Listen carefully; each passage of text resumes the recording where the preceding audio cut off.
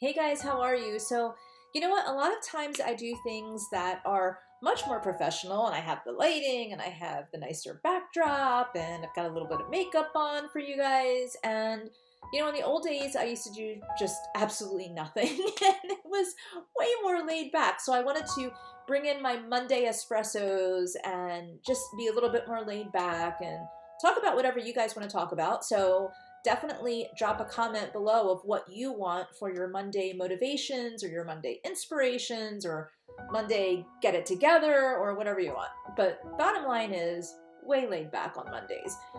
So I wanted to talk today about really protecting yourself. And no matter what's going on in your life, whether it's negative self-talk or you're in a tough relationship or you're battling some health issues, no matter what's going on in your life, I want you to focus on protecting yourself. Why am I holding my coffee still? Anyway, so in that, it seems like a hard thing, right? To just think about like this blanket statement of protecting yourself and what does that mean? And it doesn't really mean that you're putting up walls. It really means changing your mindset so that you can build more resilience. Now, I'm not saying to not put up walls if you need to put up walls. If you need boundary stuff going on, you do the boundary stuff. But in general, it's a lot of mindset. So I interviewed this woman, Nina Koleski, I think is her name, and she was in the Holocaust. And so this is a mindset story, and it's so inspirational, and I hope I don't cry. Hope you don't cry either. So I interviewed this woman, and she was in the Holocaust, and she actually saw her sibling being taken away and killed. She saw her parents being taken away, and everybody was separated. So she never saw her parents again. She knew that her sister had been killed. And she ended up going through her early teen years, in this concentration camp. And her job was to carry dead bodies. So if somebody in front of her died or anywhere died, it was her job to go pick that person up. Now remember, these are not only just people who passed away, but people that she bonded with. They became her friends and family.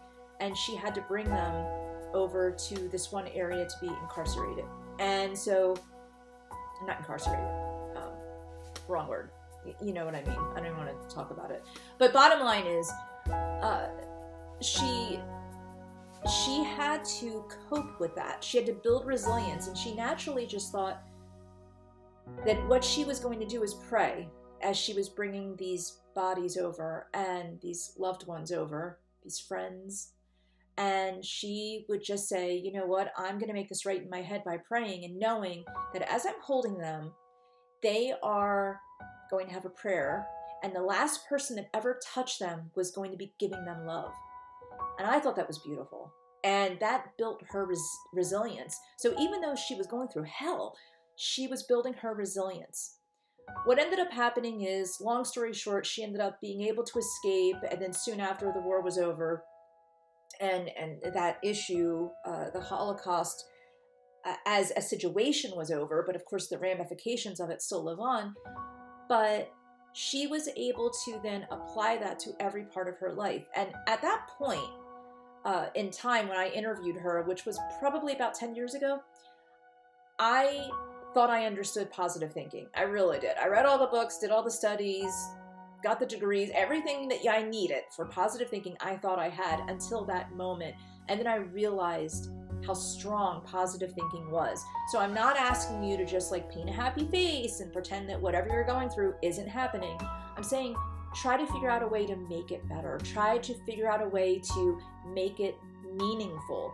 When you add meaning to anything in your life, when you add purpose, meaning, importance, integrity to anything that's going on in your life, suddenly it becomes doable, right? And so that's what I really want you to think about.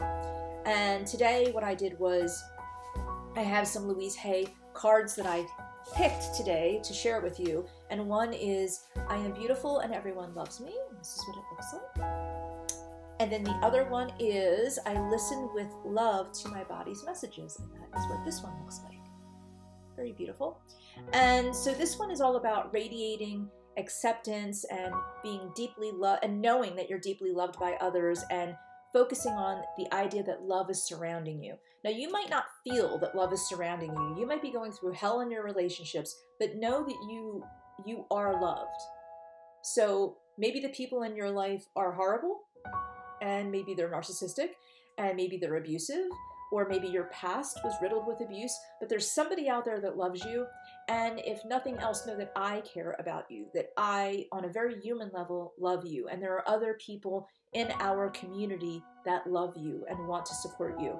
And if you want to get to meet some of them, I have a free journaling program called the Sanity Soiree, because I think that even healing should be a party and a celebration. So definitely join that. Information is below. But also, I want to read this one to you. So this is the one that, as I listen with love to my body's messages. This is a biggie, okay? Let me tell you about this one. So this one is, in her words, my body is always working towards optimum health. My body wants to be whole and healthy, and I cooperate and become healthy, whole, and complete. Let me tell you about this one.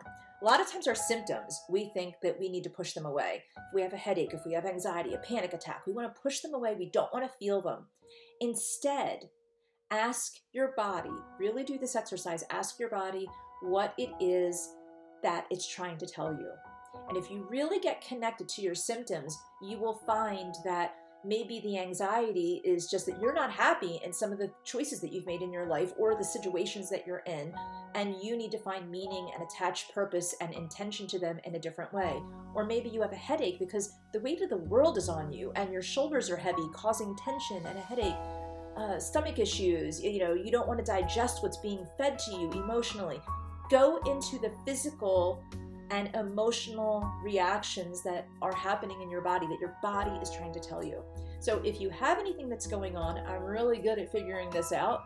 Pop a question below, and also definitely sign up to the Sanity Soiree, because that's where I get lots of feedback from you, and we do lots of monthly activities and journaling that are very healing.